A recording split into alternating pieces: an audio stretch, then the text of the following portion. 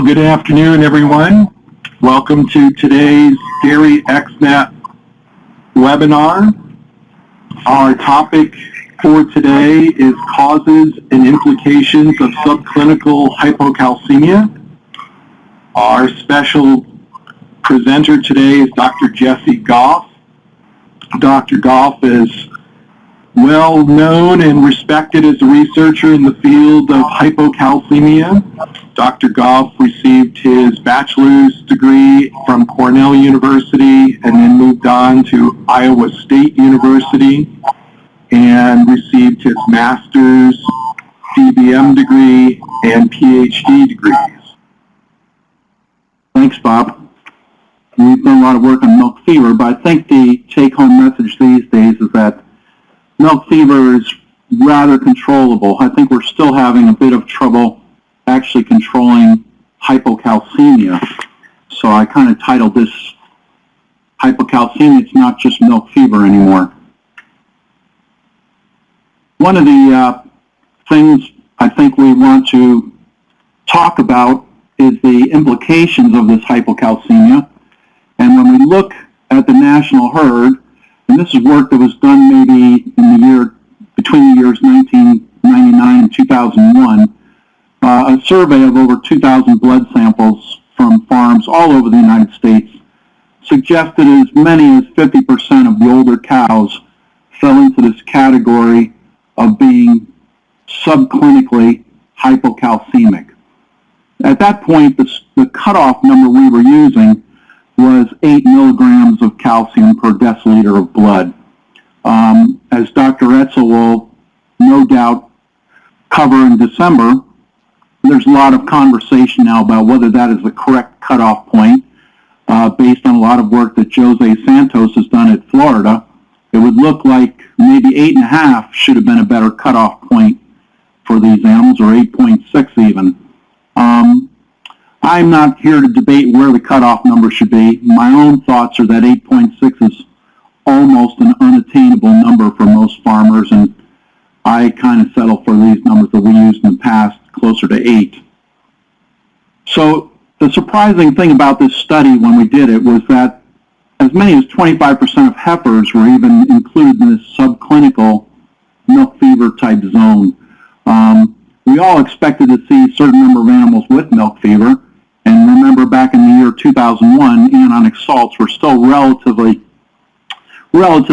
unused, and so I think some of these numbers will probably come down, and I believe probably even the subclinical hypocalcemia is somewhat reduced, but it's still quite prevalent, unfortunately. So what do I care about subclinical hypocalcemia? The animals look pretty normal. It's pretty hard to pick them out of a herd. Well, in those same 2,000 blood samples that we took in 2001, we measured non-esterified fatty acid levels in the blood. And NEFA levels should be an indication of how much body fat is mobilized at a given instant in time. And it didn't matter whether cows were in the first, second, or third lactation. If their blood calcium fell below 8 milligrams per deciliter around the time of calving, they were going to have higher NEFA levels. And it sort of makes sense because we believe hypocalcemia is a great risk factor for a number of disorders of cows. That's kind of summarized in this very busy slide. And I've put hypocalcemia over here on the right-hand side as one of the leading factors that seems to cause a lot of metabolic problems for cows. There's 3 basic factors that I think if we could get a hold of them and control them, we'd do a great deal for our cows. One is immune suppression. So whether or not the animal is immune suppressed, whether or not they have negative energy and protein balance, this often revolves around dry matter intake around calving. And the final one is hypocalcemia. And we're going to spend a bit of time today talking about hypocalcemia and what it does. We know that hypocalcemia directly affects the immune cells. Studies that we've done in our lab over the past few years have shown that these animals are not able to respond to antigens, bacterial cell walls, the way they ordinarily would when the animal's normal calcemic. It appears that this is actually due to a depletion of intracellular calcium within the lymphocytes and neutrophils. Another factor is that hypercalcemia reduces muscle tone, and that may have a direct effect on things like mastitis, failure to close the end of the teat sphincter. That muscle tone also affects the ability of the animal to contract the abomasum, so you see more displaced abomasum. You obviously can get true milk fever or even hypocalcemia affecting dry matter intake in these animals, which exacerbates negative energy balance. And we know negative energy balance is also a factor affecting immunity.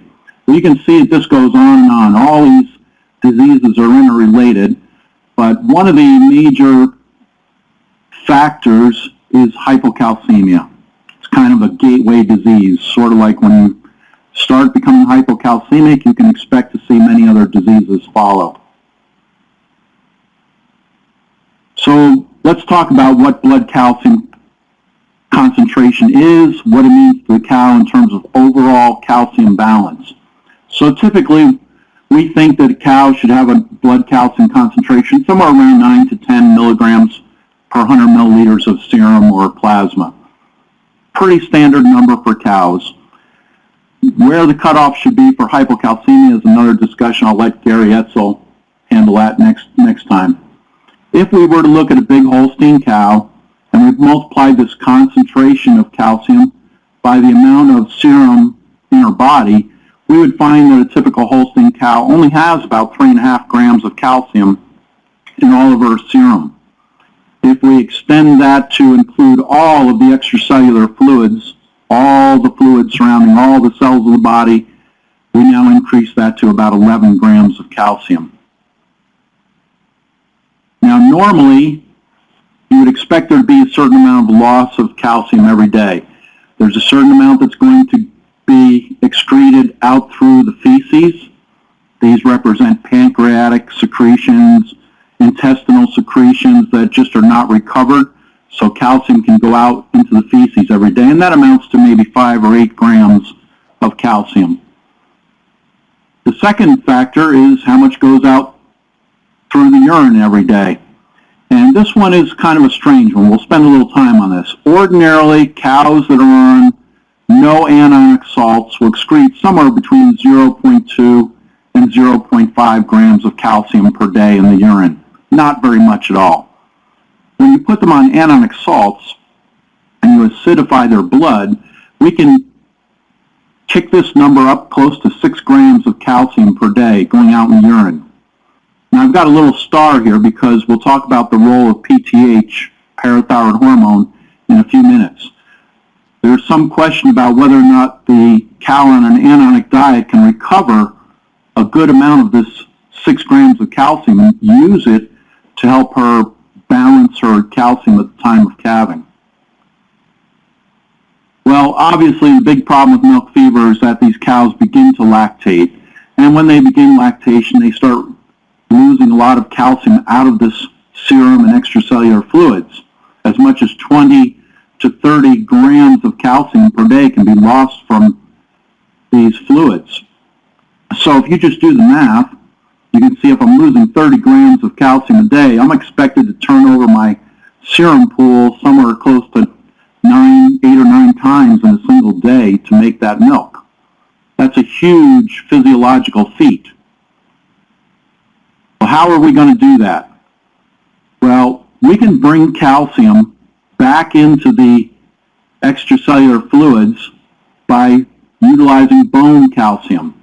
Bones have a tremendous amount of calcium stored in them. If we can liberate that calcium, send it to the extracellular fluids, the serum, we can help keep blood calcium normal. So when we look at a bone, all the bone skeleton of a cow, there's typically somewhere close to 8 kilograms of calcium. That's 8,000 grams of calcium that could potentially be drawn from that skeleton. I don't know that we want to recommend you pull a lot of it out because you do need a skeleton to allow you to stand, but certainly the skeleton can lose a certain amount of calcium. We have done calculations in the past suggesting that cows lose somewhere between 10 and 13% of their skeletal calcium in early lactation. Another source of calcium is this so-called bone fluid calcium. It's only a small amount of calcium, maybe 9 to 15 grams of calcium per day, and we'll talk about where that is and how it's liberated. The number 9 is probably the number that we're going to see in a cow who's not on anionic salts. It turns out when you put them on anionic salts, this number jumps up by 5 to 7 grams of calcium per day.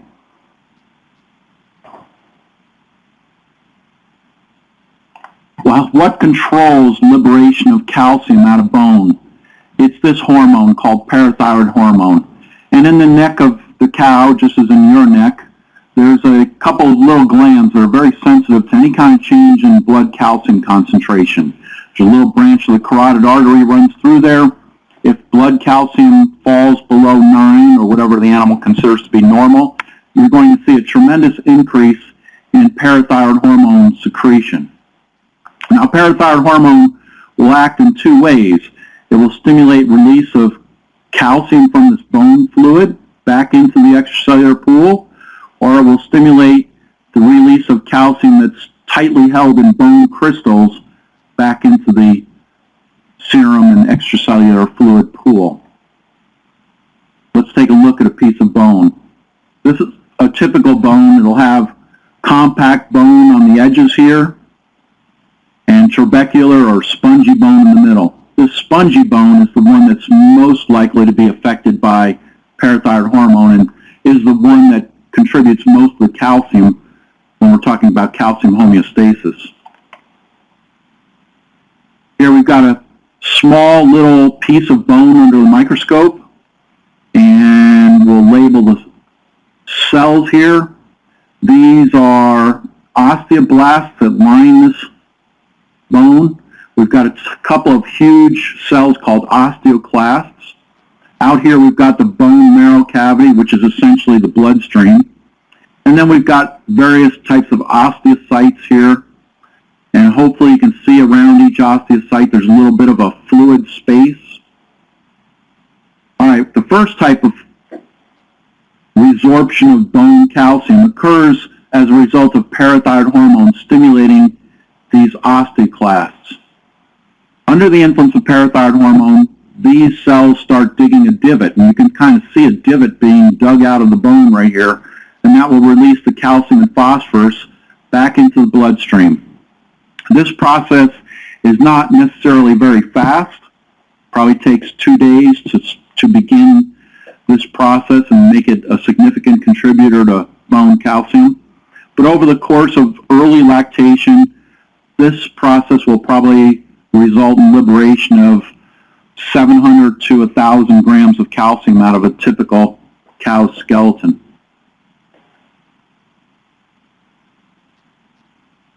The next portion of the bone contribution to this extracellular calcium pool comes from the bone fluids.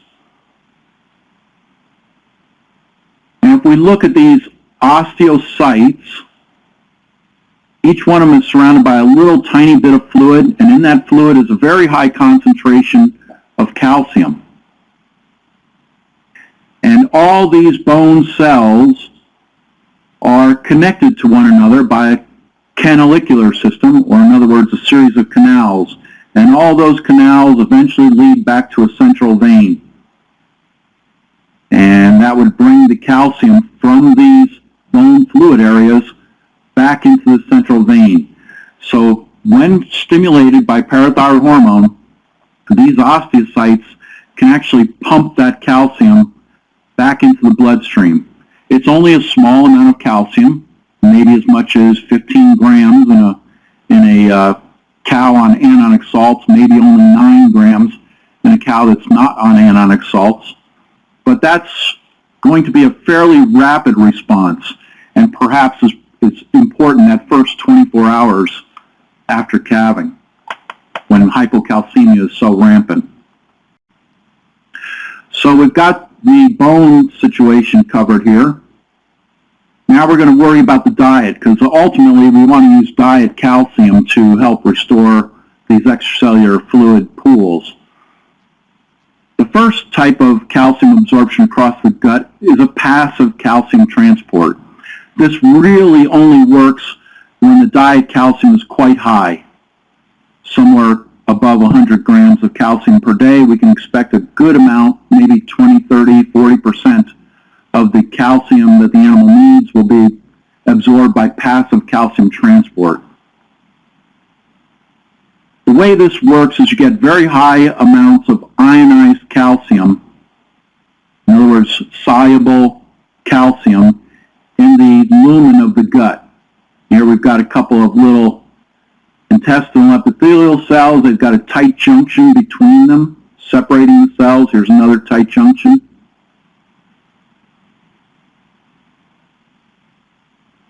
Under the influence of this very high ionized calcium, the calcium can actually cross the tight junction and move directly into the bloodstream of the animal.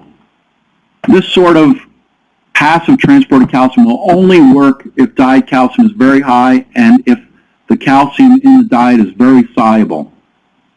You may be more familiar with this idea in terms of using calcium gels, calcium pastes, drenching cows, and you need a very soluble form of calcium, such as calcium chloride, calcium sulfate in some cases, to get this done. Calcium carbonate, limestone will not work this way.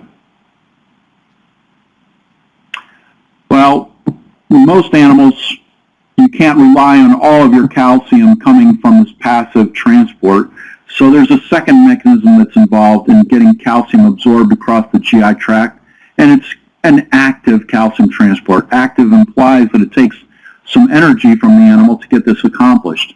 And this process is under the control of a hormone called 1,25-dihydroxy vitamin D. It's the active hormonal form of vitamin D. Now, to make 125 vitamin D, the kidney has to take 25-hydroxy vitamin D and convert it into 125 vitamin D. And it will only do that under the influence of parathyroid hormone. We'll look at that a little differently here. You can have vitamin D coming in from your diet, or theoretically, the cow is capable of converting 70-hydrocholesterol to vitamin D within its skin if you have ultraviolet irradiation of the skin. Most of our cattle probably aren't spending enough time out in the sunlight to actually get this done, so we feed them vitamin D. The vitamin D is converted in the liver to 25-hydroxy vitamin D, still has no biological activity until it goes to the kidney. And if the kidney has been properly stimulated by parathyroid hormone, it causes the production of this hormone, 125-dihydroxy vitamin D. What 125-dihydroxy vitamin D does is it arrives in the bloodstream from the kidney, heads to the intestinal epithelial cells, and will bind to a receptor inside those cells. And once that receptor binds, it causes transcription and translation of a couple of proteins. And the three proteins you get are TRPV6, calcium binding protein, and a calcium pump. Now the TRPV6 lets calcium come across the first membrane of the intestinal cells, where that calcium is picked up by the second protein called the calcium binding protein. That calcium binding protein then carries the calcium to the calcium pump, and the pump will then push that calcium out of the cell into the bloodstream. This process is very, very efficient at utilizing low dietary calcium. It's critical for the cow to have this activated if she's going to make good use of dietary calcium. That's why vitamin D is so important in their diet and why activation of that vitamin D to the hormonal form is so critical. Without these proteins, the calcium pump, the calcium binding protein, TRPV6, no calcium gets absorbed by this method. You're totally relying on passive transport, and that just isn't adequate. So we've got this system now that ordinarily works quite well in most cows, It centers on parathyroid hormone, stimulating kidney to produce another hormone that's going to stimulate active transport of calcium. The parathyroid hormone can stimulate by two different mechanisms: removal of calcium from the skeleton and put it back into this extracellular fluid. And all this is going to be done to help support this cow in lactation. Hopefully, at some point, she's going to be eating enough feed that's high enough in calcium that all of her needs can be met through the diet, and she'll stop pulling calcium out of her bones. But in early lactation, all cows have to pull calcium out of their bones. Well, parathyroid hormone is the key hormone here, and it works by binding to a little receptor on the bone and on the kidney cells. And when parathyroid hormone is released, I've kind of schematically put it here, and we've got a normal blood pH and normal amounts of magnesium in the blood. The parathyroid hormone has a nice lock and key fit with its receptor.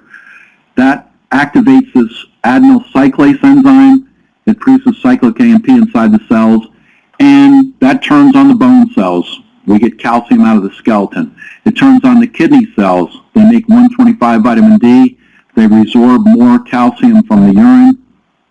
Everything's hunky-dory. The cow doesn't get milk fever, doesn't get hypocalcemia for very long. It quickly recovers from the insult of onset of lactation. Unfortunately, many of our cows are fed relatively high potassium diets. Their blood pH tends to be somewhat alkaline, and as a result, the receptor for parathyroid hormone takes on a strange shape. Now when parathyroid hormone is released, it no longer binds to its receptor, doesn't activate this enzyme to make cyclic AMP. The animal is surrounded by tons of parathyroid hormone. We can measure bucket loads of it in the blood, but it's inactive in the animal because the receptor is no longer properly shaped. Turns out this is purely a function of acid-base physiology. Alkalosis, the animal has a poor receptor. Acidosis, the receptor works just fine. Well, we can also have another situation where the animal is acidotic or in good shape with metabolic acidosis. And unfortunately, we're in a situation of hypomagnesemia. And if you looked carefully at this cartoon, there's a magnesium atom sitting here. Without that magnesium atom, we can have parathyroid hormone released. It can bind to its receptor, but the lack of magnesium still prevents the cyclic AMP from being made. Again, the tissues will not respond to parathyroid hormone. You get milk fever. Well, there's various ways to acidify cows. I'll spend a few minutes talking about some of the better ways to do this. Some people have looked at Decad equations and thought sulfur should be a good ingredient to acidify a cow. If we use urine pH as a good indicator of what blood pH should be, and which it typically is, it usually reflects blood pH quite nicely. Much easier to measure urine pH than it is blood pH. So we've tried to put this in terms of urine pH. Elemental sulfur will not change urine pH. Mag sulfate, calcium sulfate, reduce it somewhat. Sulfuric acid, again, reduces it somewhat. It's the chloride salts that seem to be the most active, and the most active of all of those is hydrochloric acid. So the more powerful anionic salts tend to be chloride-based, although sulfate salts will work to some extent. The chloride salts tend to be the more useful. Hydrochloric acid in our hands turned out to be the most palatable of the anionic salts too.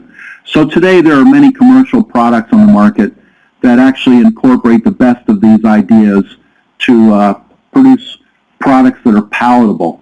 The problem with the traditional anionic salts, throwing calcium chloride in the diet or ammonium chloride in the diet, mag sulfate in the diet, these traditional anionic salts were plagued with poor intake on the cows, which ended up causing more trouble than it fixed.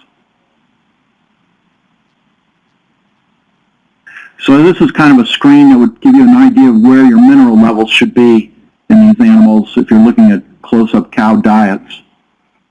Phosphorus should be kept at about 0.3, 0.37%. Magnesium at about 0.4%. And we'll talk a little bit more about that. Sulfur meet the needs of the cow, which is about 0.22%, and try not to go too much above 0.4%, because there are some problems with sulfur toxicity in some situations. Calcium, I put 0.85 to 1.3% for no really good reason. Our research suggests that it's not that critical a number.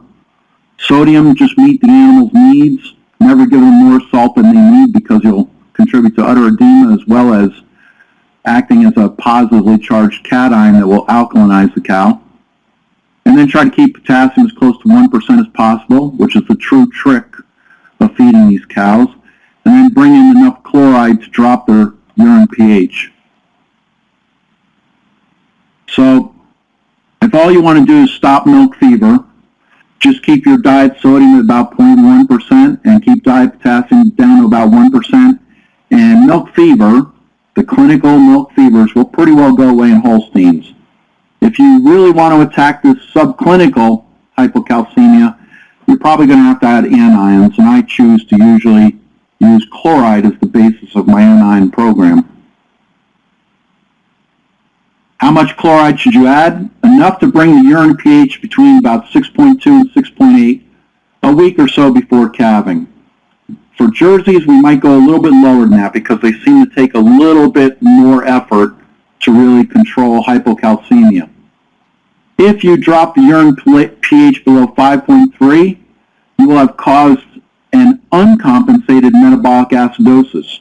Our whole goal in this was to create a compensated metabolic acidosis, so if you do this, you're going to be in trouble. How much chloride should you add?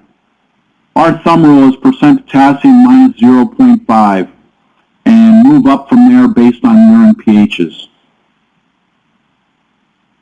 Collecting urine, you can see various scenarios here on how to do that. Scenario 1, the average pH is 6.3, and there's always a variance here. Don't worry about the variance. Go with the average. So 6.3 is the average. That's pretty good shape. Scenario 2, your average 7.4. You're probably needing to add a little more anion. Do it in small increments and give it a week or so to kick in, and then check it again. Scenario 3, the average pH was 5.2, plus or minus a half. You're probably too low. Reduce your anions. This is the more problematic situation, where you have some cows at 5.2, some at 7.8.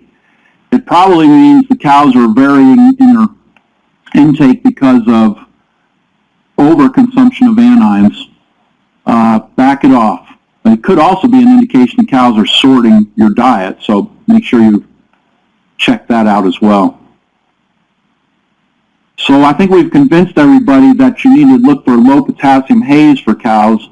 But I want to tell you that if you search hard enough, you can also find low potassium, high chloride hays. And if you want to purchase those forages, you're usually better off as a forage for the dry cow. So we talked quite a bit about magnesium being needed to get this whole system going. I want to perhaps end up here, because I'm probably running over on time, with the idea that blood magnesium is quite critical to these fresh cows, and we're finding an awful lot of hypomagnesemia in cows. A lot of it is because the magnesium that's fed to cows these days is not very available to the animal. And so we find the post-calving, the problem is magnesium oxide. Pre-calving, if you're using anionic salts, almost all the companies are using nice forms of magnesium that are very available. It's the post-calving that's getting the cows. And that's a little test you can do to check out magnesium oxide availability. Many of the companies selling this don't like this test, because many of the magnesium oxides they're selling fail. But I'm going to tell you that this is a very worthwhile test to allow you to meet the magnesium needs of animals. I think I'm going to stop there, because I think I'm probably way over on time anyway. Okay. Here's a question, Dr. Goff, from Donna. It says, can you talk about feeding anionic salts the entire 60-day dry period, as opposed to, more traditional 2 to 3 weeks prior Cows to? do quite fine. it does change your target. And so we've decided that the best way to decide how much anions you have is to check the urine pH after cows have been on the diet for about 2 to 3 weeks. After that time, their urine pH slowly starts drifting up. But as far as effectiveness, it's just as effective over a 60-day dry period as it is the last 21 days. We got a few more questions coming in here. So I'll try to answer this question from Alyssa Hunter. What are your thoughts about using Bovacalc boluses over Decad for managing hypocalcemia? I would not recommend Bovacalc boluses over a good anionic salt program. However, I think, and I'm sure Gary Etzel will contribute on this next month, there is some evidence that perhaps an anionic salt program isn't enough, that maybe we need to actually throw oral calcium gels, boluses, pastes in on top of this to ensure that the amount of subclinical hypocalcemia is reduced as well. I would not say use Bovacalc in place of an anionic diet. And it'll be interesting to see what Gary says next month, but I would think he's probably agreeing with that. Okay. Well, thank you very much, Dr. Goff. Thank everybody for participating in the webinar today, and hopefully we'll see you again next month.